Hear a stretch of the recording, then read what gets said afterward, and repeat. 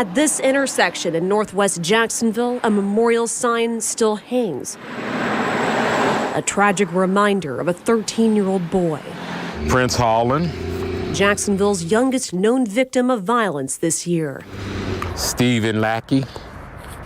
Janisha Williams. Shelley Crumley. But Holland's tragedy is one of many. Kenton Washington. Each name, Rashad Fields. represents a stolen life. Elijah Barnes. A 20-year-old man gone in an instant. Talked to his mother. We're still trying to get justice for Elijah. Countless families torn apart by grief. Darnell Wilson. I just talked to his sister the other day. For A.J. Jordan with Mad Dads, their stories feel personal. We have served a lot of these families, and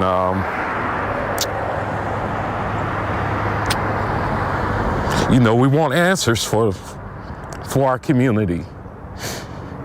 I wish we could do more, but I know as an organization, I wish we could do more, but I know it takes all of us to work together, but it's hard.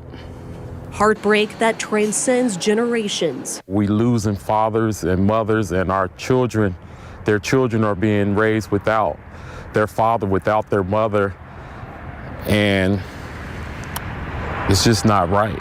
There are also those without names, known only as record exempt, their identities shielded by Marsy's Law. John Doe, that was a life that mattered.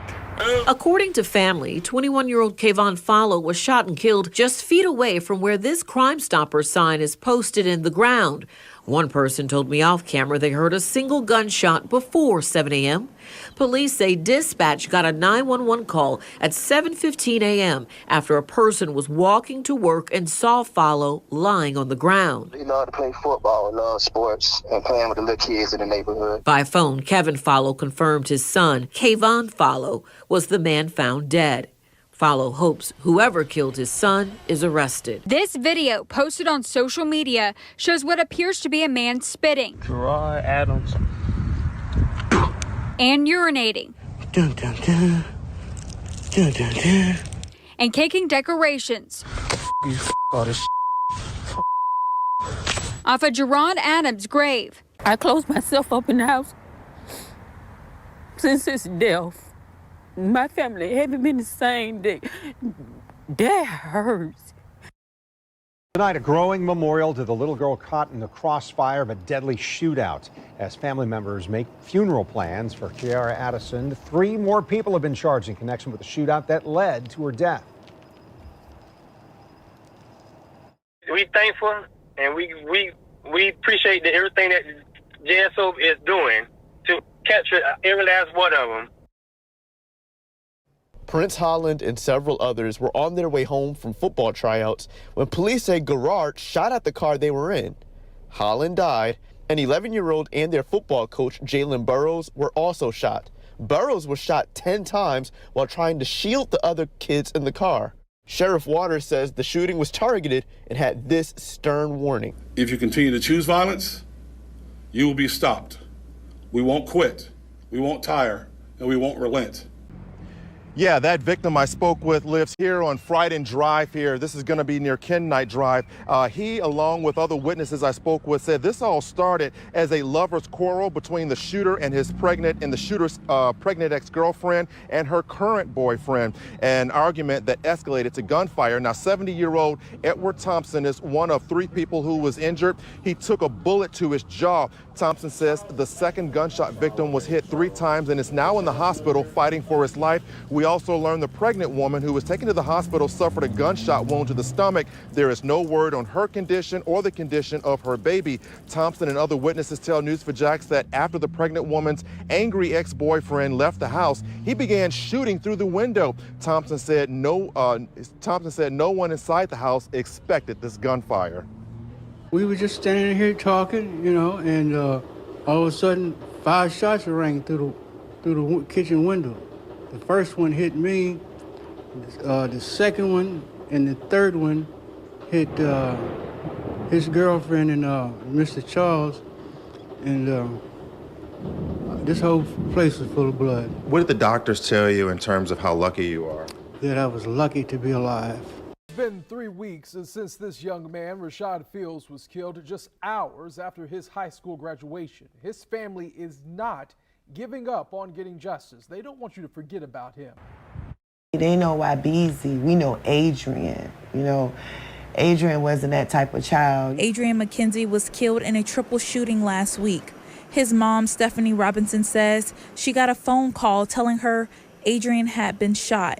What was going through your mind when you got that call? I was really looking for Adrian to call me because the last time that he got shot, he called me. And he said, Mama, I've been shot, but this time I didn't get a call, a text. No one in the city can actually tell y'all why Adrian got killed, because nobody knows. Robinson says no one really knew Adrian until he was killed. I ain't gonna say that he don't have gang member friends, but one for sure, he's not no gang member. His rap, that's his music label. If anybody had any sense and they go to YouTube, they can see it says Bully Gang Music Label. That's not no gang. His godmom, Lisa, says Adrian was mannerable and respectful. He loved music and he loved rap. He was a mama's boy. If anybody knew him, they knew he loved his mother. And he pretty much was home. He might have hung out, you know. That's what I knew of Adrian. What anybody else knew, I don't know. And hopes people will remember the good Adrian did. Spoke to the victim's family, where they identified them as Damian Sinclair and Alfonso Sanders. They say they were cousins. Their uncle, Leonard Ross, says they were just out having fun. And all the kids was doing was just going out having fun, having a good time in the club, like kids do. And this happened. He says they would do anything for their family. Both of them, I mean, they'll do anything for you, anything. If you knew them and you was family, no matter what. You know, they'll do anything for you. They both were real good people, real good people. To allow us to let this world know how much we are loving him, that he is loved, and he's going to continue to be loved. Brother, father, giver. It's how Quinn Robinson's family described him. Robinson was shot in the Moncrief neighborhood in a car. Investigators say they are not sure where he was shot and are still investigating. His mom says detectives came to her home to give her the news. Detectives said they had a lot of leads, and that was all that was given me. That was all the information that was given to me. So I don't know. They didn't explain that if he was shot to death or whatever. They just said they found his body dead. Robinson was the fourth out of 14 children who his family says would give his last. A beautiful soul, would give anything and everything, and just was an awesome uncle, a great father, great brother, just a wonderful man all the way around. He wasn't somebody to one person. He had a community. Yeah. He looked out for the homeless, people that we grew up with that fell off and came out of jail, didn't have nobody to go to. They went to him. A year after a teenage girl was gunned down, police make 2 arrests in her murder. 21-year-old Roland Ball and 16-year-old Xavion Porter are charged in connection with her killing. 17-year-old Nandi Weish was a cheerleader who attended, or planned, that is, to attend Florida A&M University. News 4 Jax reporter Marilyn Parker is joining us live outside police headquarters. And Marilyn, we just learned this shooting was a retaliation. Yes, we've just been going through the reports here within the last 10 minutes. And what we learned is that 2 nights before Nandi Weish was killed, there was another murder. This is on March 17th. And this is all within blocks between each other. We're told in the report that Ball was identified as one of the people who killed her. And it was in retaliation for who she was with at the time of the shooting. It was all payback. And again, both murders happened just blocks away from one another. The lyrics also reference Corbin Johnson. Corbin got kidnapped. They found his bones. He was right. Where's Corbin? He was 18. He was just a baby. Johnson's mother, Melissa Jackson, reported him missing in 2018. A year later, his remains were found in a wooded area. To this day, no arrests have been made. In my heart, I kind of feel like it's someone that he knew, because Corbin wouldn't just leave with anyone. Adrian Gaynor Sr. is heartbroken that he will never see his son, Adrian Jr., again. My son is truly missed. It's been heartbreaking. I got to deal with it every day. It makes me tear up every time I think about it. Guns down, guns up, guns down. It's like somebody taking an open wound or a healing wound and opening it back up and stabbing at it over and over again. I hope and pray that, the person or the persons who are rapping about, that they understand that you have a mom too. And would you want your mom to feel the way the other moms feel? Marked 5 years since a teen disappeared after his job interview in 2018. A year later, Corbin Johnson's remains were found in a wooded area of northwest Jacksonville. Still, no arrests have been made. News for Jax reporter Alicia Hatcher spoke with Johnson's mother. Alicia, Johnson's family, they're still hoping for justice. Johnson Joy, his mom, says that these past 5 years have been tough on their family, but they have a great support system, which gives her hope that the person responsible for Corbin's death will be found soon. She also encourages mothers who lost a child to gun violence to never give up.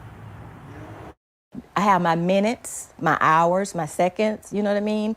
It's every day. Corbin Johnson was reported missing back in 2018. A year later, his remains were found in a wooded area. The Jacksonville Sheriff's Office says foul play was suspected because of the way the body was positioned. And I really couldn't identify him. I could tell you every day I went to work, I would have my days, I would cry, come back to my desk, work. I seen him on a picture and I wish I hadn't because I can't unsee that. His mom, Melissa Jackson, will never forget the day his remains were found. They identify him from, he hurt his arm and it was the chip that was in his arm from his surgery. I was told that, when you were out there that long, really none of you is left. And it was only 3 of his bones that was missing. 5 years with no new leads. Jackson isn't giving up hope. What would you say to those moms who have lost a loved one or a child, like a year or two ago, and you're at 5 years now? What would you say to them to keep them encouraged? Keep living. You just got to keep getting up. Even when you just keep getting up, you just got to keep getting up. The Johnson family is still searching for answers, so if anyone has any information about Corbin's death, you're asked to call JSO or Crime Stoppers. For now, reporting live, Alicia Hatcher, Channel 4, the local station. What the hell? Fast face, hot on game. One victim heard in KTA's songs is 30-year-old father of 12, Freddie Patterson, who was shot and killed in November 2020. His mother, Shantina Benton, says she doesn't know who the rappers are or why they would be talking about her son's death. I mean, it's not a funny thing that somebody is dead. Somebody got killed. That's not funny. They got loved ones, they got kids. Please help me get justice for my son. Don't let this monster get away with this. Family identified the person as 21-year-old Toby Gaines Jr. You see him there. News for Jax reporter Aaron Farrar shows us how his loved ones are remembering him and they want justice.